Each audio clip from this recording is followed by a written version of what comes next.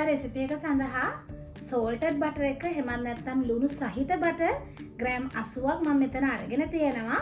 ඔයාලා පාවිච්චි කරන්නේ ලුණු රහිත එහෙමත් නැත්නම් unsalted butter එක නම් තේ හැඳි කාලක ලුණු මේ රෙසිපිය සඳහා පාවිච්චි කරන්න. සීනි ග්‍රෑම් 150ක් අවශ්‍ය වෙනවා. ඥානකතා මත තවරා ගන්න තවත් සීනි මේසැඳි 4ක් පමණ මම අරගෙන තියෙනවා. ඒත් එක්කම පිටි ග්‍රෑම් 250ක්, එක බිත්තරයක්, බේකින් පවුඩර් තේ හැඳි 2මාරක්, වැනිලා තේ හැඳි 1ක් අවශ්‍ය වෙනවා. ඥානකතා ටික බේක් කරගන්න මම මෙන්න මේ වගේ බේකින් ට්‍රේස් පාවිච්චි කරනවා. මම එයට පාර්ච්මන්ට් කොලයක් දාලා සූදානම් කරලා තියෙන්නේ. මුලින්ම බටර් ටික මේ විදිහට භාජනයකට දාලා විනාඩියක් පමණ බීට් කරගන්න.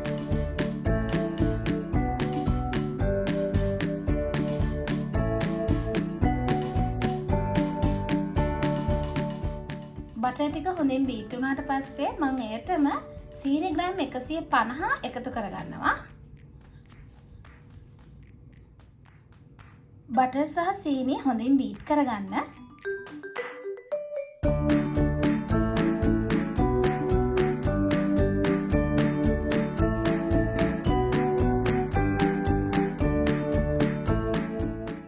මම විනාඩි 5ක් පමණ බටර් සහ සීනි බීට් කරගත්තා. දැන් මම මේ මිශ්‍රණයටම බිත්තරය එකතු කරගන්නවා. දැන් නැවතත් විනාඩි 2ක් පමණ මේ හොඳින් බීට් කරගන්න.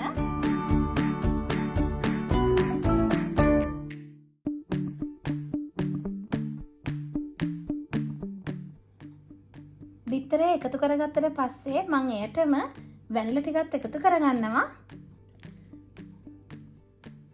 මේ ඥානකතා රෙසිපිය සාදා ගැනීමේදී මම හැම අවස්ථාවකම පාවිච්චි කරන්නේ හෑන්ඩ් මික්ස්චර් එකේ තියෙන සාමාන්‍ය ස්පීඩ් එක. වැනිලා ටික එකතු කරගත්තට පස්සේ මම නැවතත් මෙය විනාඩි 3ක් පමණ හොඳින් බීට් කරගන්නවා.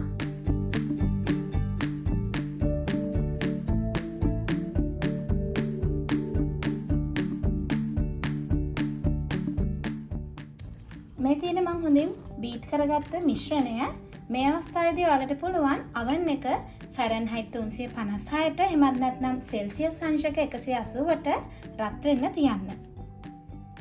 දැන් මම මේ මිශ්‍රණයට බේකින් පවුඩර් ටික එකතු කරගන්නවා. මේ හොඳින් කලවම් කරගන්න.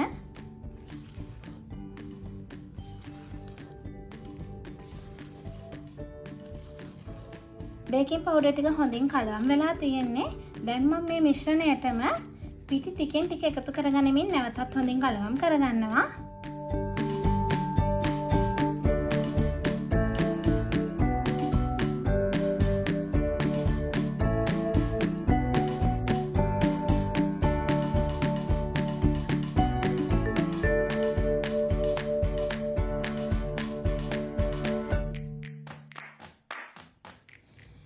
මේ ඥානකතා මිශ්‍රණය මෙන්න මේ විදිහේ තරමක් ඝන මිශ්‍රණයක් වුණාට පස්සේ මම ඊතුරු පිටි ටිකත් මේ මිශ්‍රණයට දමා ගන්නවා. මම මෙන්න මේ අවස්ථාවේදී අත හොඳින් පිරිසිදු කරගෙන මේ මිශ්‍රණය හොඳින් ඩෝ එකක් එන විදිහට කලවම් කරගන්නවා.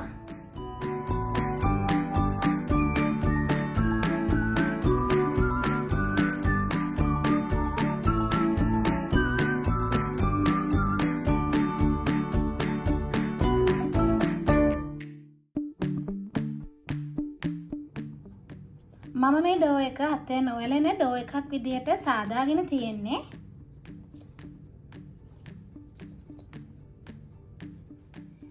සාදාගත්ත ඩෝ එක මම මෙන්න මේ විදිහට කොටස් 8කට වෙන් කරගත්තා.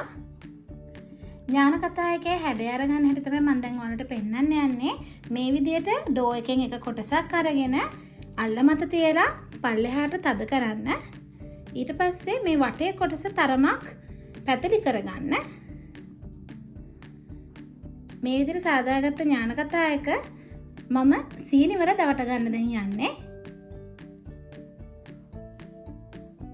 මම දැන් මේ ඥානකතා එක සීනි වල දවට ගන්නවා.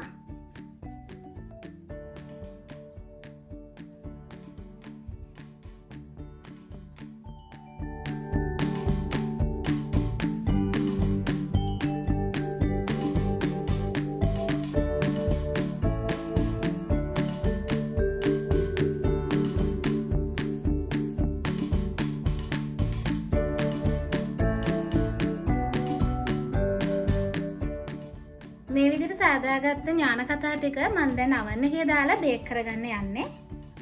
මම මේ ඥානකථා ටික විනාඩි 20ක් පමණ බේක් කරගත්තා. බේක් කරන කාලය ඔයාලගේ ඥානකථාවල ප්‍රමාණය අනුව ඒ වගේම පාවිච්චි කරන oven එක අනුව අඩු වැඩි වෙන්න පුළුවන්. අද සාදාගත්ත ඥානකථා රෙසිපි එකෙන් මම ඥානකථා 8ක් සාදාගත්තා. ඉතින් ඔයාලටත් පුළුවන් මේ රෙසිපි එක ගෙදරදීම හදලා බලලා මට කියලා එවන්න. ඒ වගේම තමයි මගේ channel එක subscribe කරලා නැත්නම් අදම subscribe කරලා මගේ වීඩියෝ වලට like එකක් දාන්න අමතක කරන්න එපා.